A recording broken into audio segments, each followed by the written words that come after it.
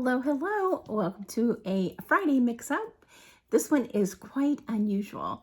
If you haven't been here before, my name's Marilyn, my husband's name's Barry, and we are resellers. We sell online to multiple platforms, but we also sell on YouTube. However, today is not a sales video. It is a picking video. So these are 10 of our favorite pickings that we've done recently. So first off, I'm going to start with this album.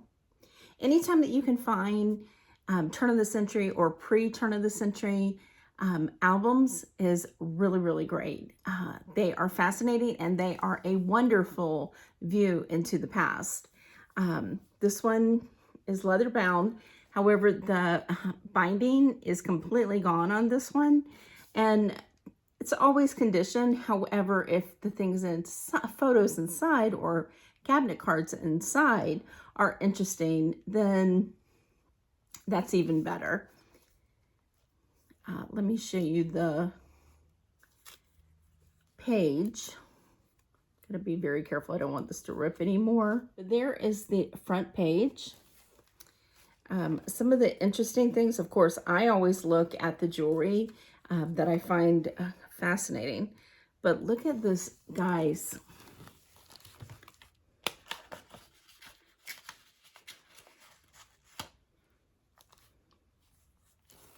Look at this man's beard. Isn't that fabulous? And then, obviously, these are sisters because they all look alike. But each one of them has wonderful jewelry, and what a wonderful timeline to see. This is mid 1800s. It like this picture I'm about to show you would have been during the Civil War. Isn't that fabulous? Well, see the ladies picture? Look at this now.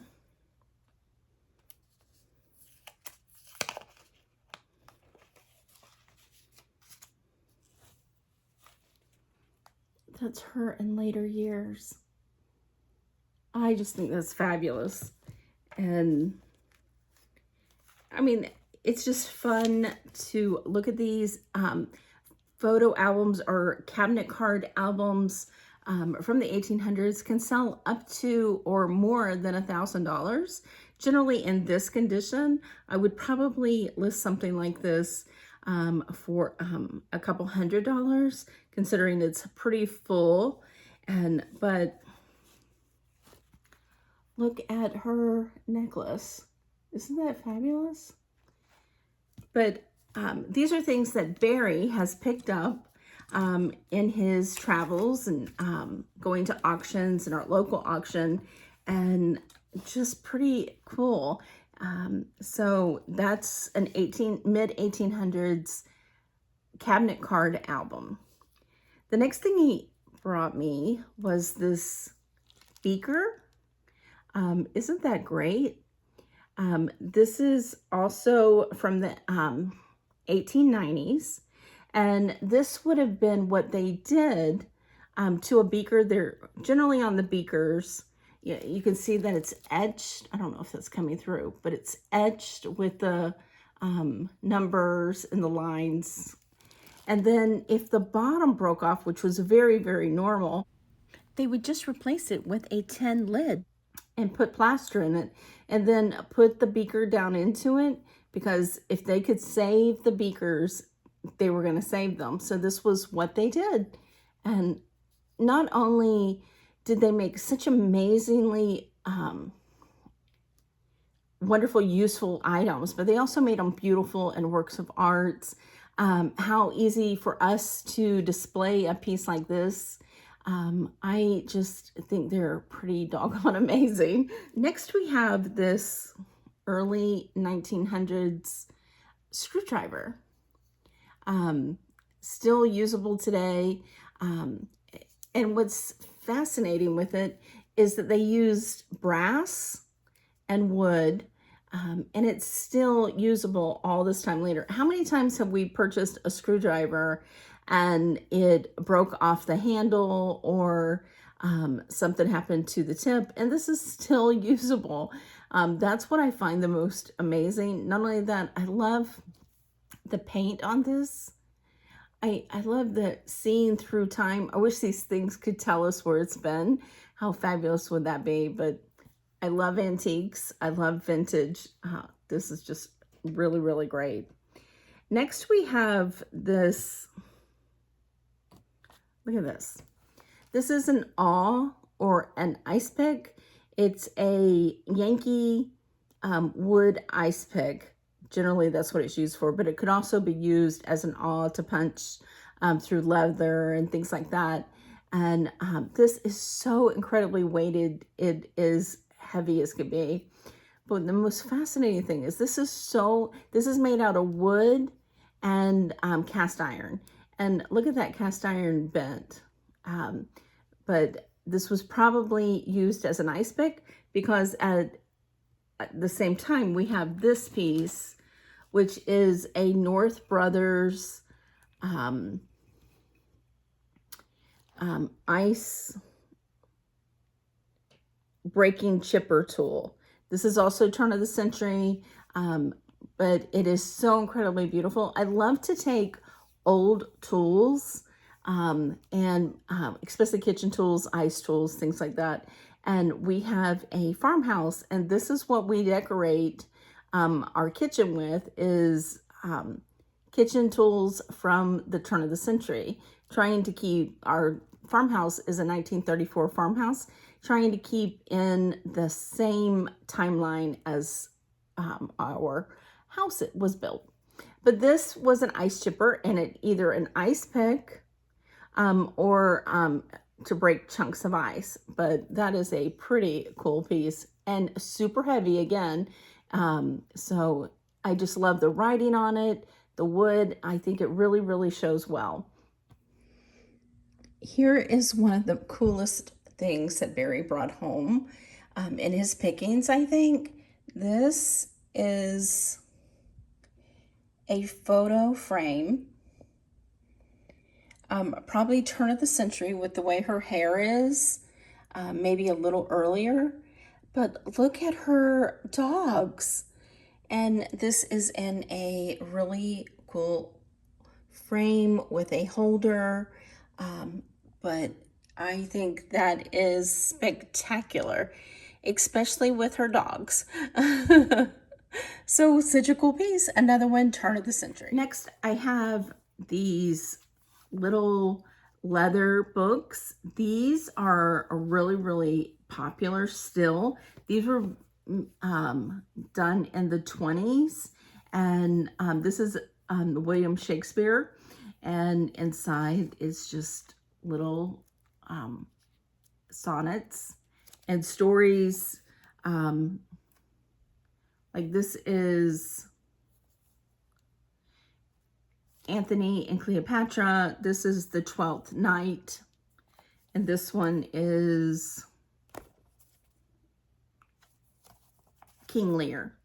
But these can go up to, I've seen some of them sell, depending on the story that's in there, in the $20 to $50 range. But these are really cool. These are in really, really spectacular shape. Sometimes I've seen them in much less condition.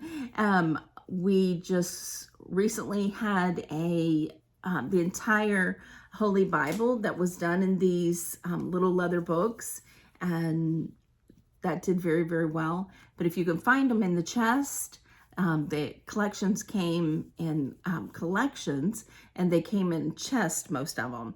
I've never seen the William Shakespeare in a chest, and there's just really cool little pieces. Next, I'm going to show you these beautiful sheet music with illustrations on the front that are just stunning. These are from the 20s and 30s, and I love Florida souvenirs, vintage antique souvenirs, especially antiques. If they are pre-1920, pre-1920s, those are the best ones. And the strange thing is Barry always seems to find great Florida souvenirs when he goes to other states. So that's great. So this one is Florida Moon, and it was an Al Jolson and Alex Sullivan lyrics and music. And then you open it up,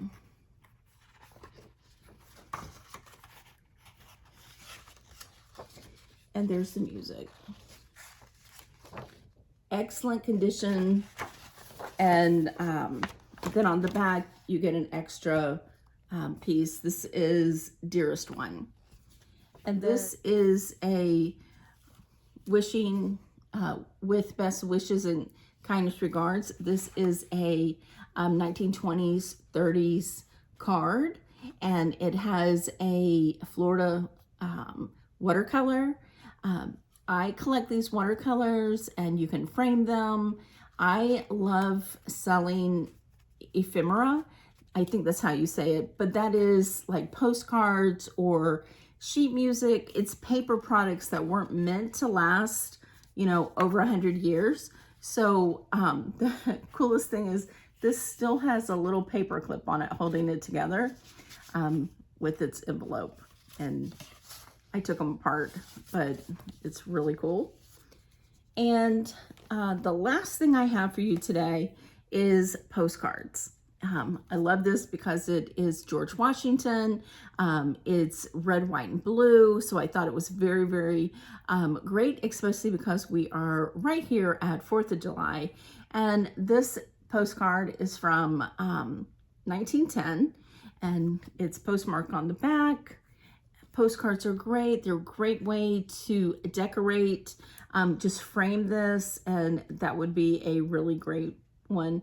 I have sold, personally myself, the most expensive postcard that I've sold was in the $40 range. But generally postcards can run anywhere from $5 to $100. I know that the auction professor does them all the time. I have thousands of postcards. I probably will never get through them to see all the ones that I have. So we collect those, and that's just some of Barry's pickings. Tell me what you think. Do you like these antique vintage pieces? Would you like to see more? Give me your opinion. We'd love to hear from you. Definitely leave a comment below. Give us a thumbs up. Thank you for spending a little bit of your day with us, and we will see you on the next one. Bye.